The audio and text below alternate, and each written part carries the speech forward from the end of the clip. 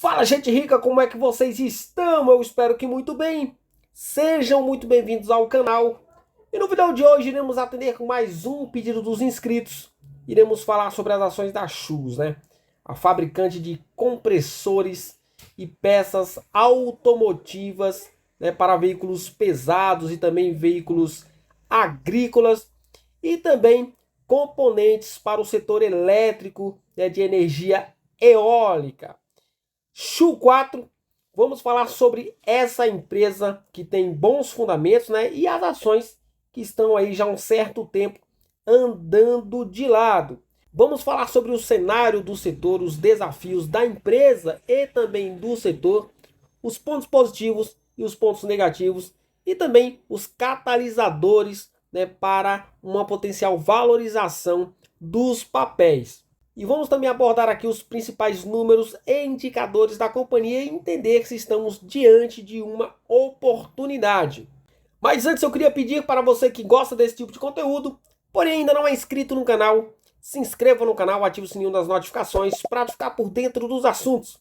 A gente deixa aquele like, faz aquele comentário top line para dar aquele incentivo para o canal interagir com a galera. Lembrando que o conteúdo deste vídeo não sugere recomendação de investimentos e trata-se apenas de um conteúdo para te deixar informado. Sem mais converseiro, bora para o que interessa, bora falar de Shoes. Bom, fazendo um breve resumo sobre a empresa, a Shoes é uma fabricante brasileira muito famosa, né, por fabricar compressores de ar. Mas além disso, ela fabrica também peças e componentes para o setor automotivos, principalmente no que se refere aí a veículos pesados, né? Caminhões, ônibus, e também ela fabrica peças, né, para o setor automotivo também do agronegócio, tá? E além disso, a companhia também atua tanto no mercado nacional quanto também no exterior, né? E mais recentemente, a companhia também entrou aí no nicho, né, de energia eólica, tá? Então ela oferece componentes para aerogeradores. Então uma empresa muito bem diversificada dentro do seu setor, né? Ela é muito mais conhecida, né, por fabricar compressores de ar, é porque é uma marca muito forte no mercado a Shoes, né? Os compressores da Shoes. Quem nunca viu aí um compressor da Shoes, né? Como eu falei no início do vídeo, as ações da Shoes elas vêm andando de lado já há algum tempo, né? No momento que eu gravo esse vídeo, as ações encerram o pregão, né, cotadas a R$ 5,20 com uma alta de 2,77%. Eu estou aqui dentro da plataforma do Investing Pro e ela nos mostra aqui um upside, né, de 28%, um preço justo de R$ 6,63. Ou seja, a gente vê aqui uma ação bem descontada, tá? Se você quiser ter acesso a essa plataforma aqui, quiser saber exatamente o preço justo da ação que você está pretendendo investir, eu deixarei aqui o link na descrição do vídeo com o cupom de desconto de 15%, tá? Vai lá e acessa porque vale muito a pena, é uma plataforma bem completa.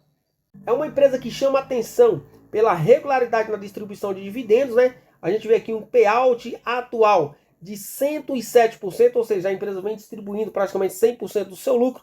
Esse que é o payout, né, de 2025. E falando um pouco mais aqui sobre a lateralização das ações, né? Como eu citei, elas oscilam entre 4 e 6 reais. Aí, do ponto de vista prático, esse comportamento ele costuma ocorrer quando a empresa ela tem fundamentos razoáveis, né? Ou seja, de razoável para bom, né? Porém, o mercado não está enxergando catalisadores fortes de crescimento curto prazo, né? Ou quando a demanda, né, por principais clientes ela está fraca, né? Ou seja, isso daqui ele mostra, né, quando a empresa ela está com as suas ações, quando é uma empresa sólida, com bons fundamentos, que ela tem as suas ações lateralizando, isso que mostra uma consolidação, tá? Né, nos mostra que o mercado está enxergando uma empresa sólida, porém sem catalisadores, né, para valorizações expressivas, né? Agora vamos falar aqui sobre um ponto negativo da Shoes, né? A empresa ela tem um total aí de pouco mais de 357 milhões de ações, né? Sendo um pouco mais de 204 ações preferenciais e pouco mais de 152 milhões de ações ordinárias, né? Porém, apenas as ações preferenciais elas possuem liquidez, tá? Porque as ações ordinárias elas estão ali na mão dos controladores, né? A família Schultz, né? E alguns outros sócios aí relevantes dentro da companhia. Isso aqui é um ponto negativo, porque você acaba não tendo a opção, né, de se tornar sócio de verdade da companhia, né, de decidir sobre o futuro da companhia. E além disso daqui, as ações preferenciais, né, que são as únicas que possuem liquidez, elas não possuem tag along, né? Então o tag along é zero aqui para a SHU 4, tá? E para a SHU 3, o tag along é de 80% apenas, né? Mesmo com as ações não possuindo liquidez, né? O tag along é de apenas 80%. Então, os controladores são mesmo ali a família, né? Uma empresa familiar. E outro ponto negativo da empresa é o nível de governança, né? É o segmento tradicional, né, de listagem, né, o nível mais inferior possível, né, de governança da B3. Agora falando um pouco aqui de resultados, né? A gente vê que é uma companhia muito bem gerida, uma empresa redondinha, né? Uma small cap, né? Que vale a pena ao menos você estudá-la. A gente vê aqui a companhia com ROI acima de 18%. Isso aqui é muito positivo, com uma margem líquida acumulada em 2025, né, de 14%. Né? Não é qualquer empresa, né, que tem ROI e margens, né, nesses patamares aqui. E falando de retorno aos acionistas, a gente vê que dos seus pares, a Schultz foi a que mais entregou o retorno, né, para os seus acionistas nos últimos 10 anos. Né? Se bem que retorno passado não garante retorno futuro. Né? Mas aqui a gente observa que a empresa, mesmo em lateralização, ela gera valor para os seus acionistas. Agora olhando aqui alguns resultados da companhia, né, do terceiro tri, né, dos primeiros 9 meses do ano. Aqui a gente vê a companhia gerando forte receita, né? Apesar de crescer pouco, mas ela gera uma receita próxima ali de 1 bi e 900, né? No que se refere à receita bruta. E a receita líquida supera 1 bi meio, né? Agora nos 9 meses do ano, né? No trimestre ultrapassando aí 500 milhões de reais de receita líquida. O lucro líquido da companhia, ele caiu no trimestre, né, 12%, porém atingiu quase 70 milhões de reais, né? E nos 9 meses do ano, esse lucro líquido ele superou 214 milhões de reais, crescendo 3%. E aqui a gente vê o EBITDA da companhia, né? Superando aí no trimestre 78 milhões de reais e superando 254 milhões de reais nos 9 meses do ano, mantendo aí uma margem de 15% no trimestre e 16% nos 9 primeiros meses. Então, é uma empresa que gera muita receita, né, comparando aí com os seus pares, apesar de ser uma small cap, tá? E uma empresa que consegue rentabilizar essa sua receita. Então isso aqui é um ponto muito positivo da Schultz. E o principal ponto positivo aqui da Schultz é a saúde financeira da companhia, né? É uma empresa desalavancada, né, com alavancagem zero, né? A companhia possui um endividamento de curto prazo de apenas 264 milhões de reais, apesar de ter aumentado na comparação anual quase 50%, né, e um endividamento de longo prazo, né, superando aí os 600 milhões de reais, aumentando 9%. Um endividamento bruto, né, de 887 milhões de reais. Porém, a companhia tem uma disponibilidade, né, caixas e equivalentes de caixas, que superam 1 bilhão de reais, né, o que, subtraindo tudo isso daí, né, resulta aí numa disponibilidade líquida, né, num caixa líquido que supera 130 milhões de reais. Ou seja, uma empresa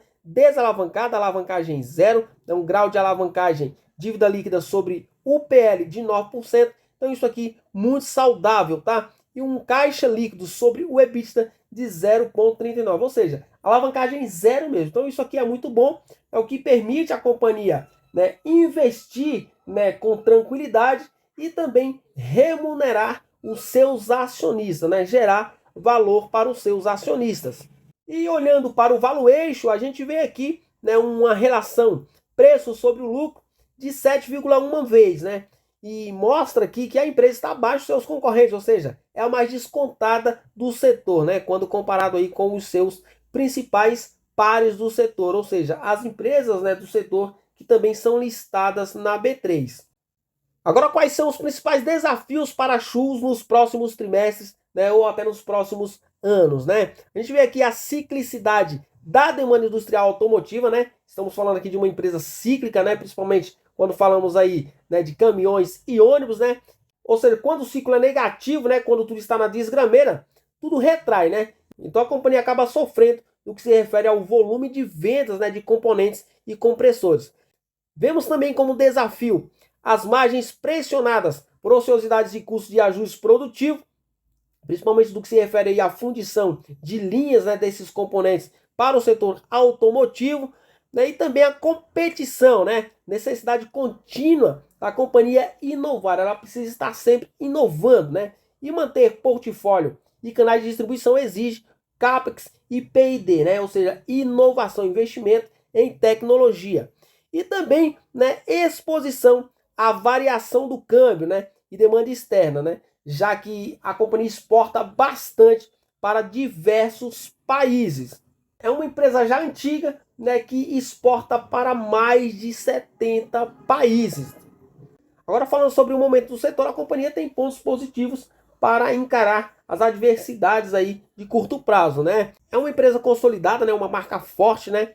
Tem uma ampla rede de distribuidores e presença global no seu nicho, né? E isso dá resiliência competitiva para a companhia. Também histórico de geração de caixa, como nós vimos aí, é uma companhia que tem uma saúde financeira ímpar, né?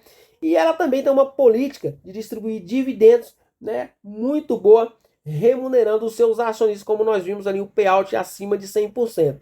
E a Chus, ela vem investindo em lançamentos de inovação de portfólio, né, importante para manter vantagens nos seus canais. Agora, quais são os catalisadores para a performance das ações? Aqui nós temos três cenários, né?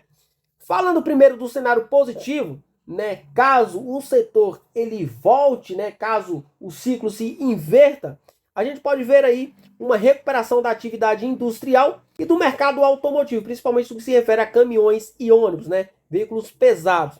Melhora de margens operacionais e ganhos de participação com novos produtos. Isso pode empurrar a receita e o lucro da companhia, elevando também os múltiplos, né? Falando de cenário base, né, ou seja, se nada acontecer, nem para melhor e nem para pior, no que se refere ao setor, né?